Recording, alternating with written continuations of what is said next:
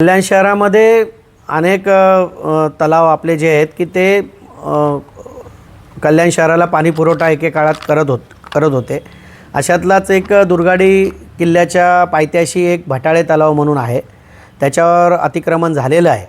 मी आयुक्त महोदय आणि उपविभागीय अधिकारी म्हणजे प्रांतसाहेब यांना पत्र दिले की ती जागा शासनाची आहे, शासनाने तातडीने ती महापालिकेच्या ताब्यात देऊन महापालिकेने त्याचा तातडीने विकास कार्यासाठी निविदा काढाव्यात आणि तिथं जे असलेले अतिक्रमण आहेत ते हटवून भटाळे तलाव हा पुनर्जीवित करावा, जेणेकरून ह्या शहराचं सौंदर्य वाढवण्याचं काम ते करणार आहे। जर ह्या आम्ही दिलेल्या पत्राचा विचार सहानुभूतीपूर्वक केला गेला नाही तर शिवसेना पक्षातर्फे त्या ठिकाणी पोकलँड JCB घेऊन जाऊन आम्ही स्वतः भटाळे तलावाचं काम सुरू करू।